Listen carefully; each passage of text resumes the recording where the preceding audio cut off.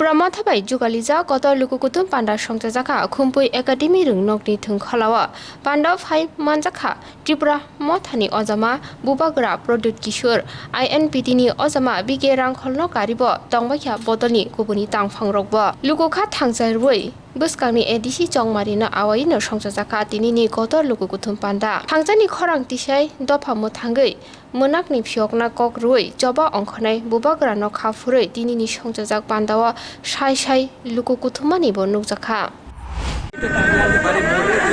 हम किसी को तोड़ना नहीं चाहते, हम इनफैक्ट टिप्रा को इम्प्रूव करके अपने लोगों को बड़ा करना चाहते हैं। तो आप देखिए आज मैं टिप्रा के बारे में बात कर रहा हूँ और जो पार्टी टिप्रा लेकर 2018 में पावर में आए आज वो कुछ नहीं सकते।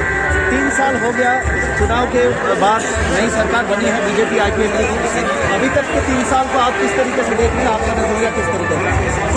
कुछ ग्राउंड में काम हुआ है, कुछ ग्राउंड में एकदम काम नहीं हुआ है। मुझे लगता है कि अगर उनको काम करना है तो ऑपोजिशन को जो काउंटर पॉइंट ऑफ व्यू है, जो जैसे कि मेरा काउंटर पॉइंट ऑफ व्यू है, मैं नेसेसरली ऑपोजिशन नहीं हूँ, मेरा एक ओपिनियन है, उसको भी लीजिए। अगर आपको ठीक लगता है तो आप बात कीजिए, लेकिन सिंपली क्योंकि हम अपोज करते हैं इलेक्शन में इसका ये मतलब नहीं है कि हम आपके दुश्मन हैं। हम भी त्रिपुरा के लोग हैं, हमारा भी एक व्यू है, हमारा व्यू आप सुनिए। अगर आपको ठीक लगता है तो बात कीजिए, अगर ठीक नहीं लगता है तो बताइए किस में आपकी क्या आपत्ति है। सर आपकी पार्टी चुनाव में है, आप खुद चुनाव लड़ रहे हैं, किस तरीके का पहली बार आप चुनाव में लड़ रहे हैं? इससे पहले हम लोगों ने देखा है कि आपके परिवार से भी मंत्री हुए, MP हुए, लेकिन आप पहली बार चुनाव लड़ रहे हैं। किस तरीके का माहौल है, आपका फीलिंग्स क्या है, क्या लग रहा है आपको? क्या चैलेंज है? मैं जब कैप्टन होता हूँ तो मैं फ्रंट से लीड करता हूँ।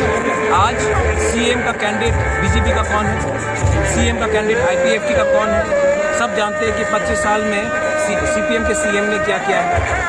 तो आज मैं हूँ और मेरे विरुद्ध में कौन है सामने आकर अनाउंस कर दे, तब दूध का दूध पानी का पानी है। सर देखने में आज PT आ गई, TSP आ गया, IPFT टिप्रा आ गया, UIPC आ गया, पता कन्या ने 17 सीट पर कैंडिडेट विड्रॉ किया है। तो एक ही पार्टी है जो हमारे साथ नहीं आई है और उनके ऊपर भी कुछ प्रेशर रहा होगा मंत्रिमंडल में रहने के लिए। उनके ऊपर भी 2-3 केसेस फिर से रीओपन किया गया था, जैसे कि जो जर्नलिस्ट का मर्डर हुआ था, वो रीओपनिंग के बाद उनके ऊपर कुछ प्रेशर आया होगा, इसके लिए शायद वो गए हैं। लेकिन मैं रूल आउट नहीं करता हूँ कि इलेक्शन के बाद वो वापस हमारे पास नहीं है।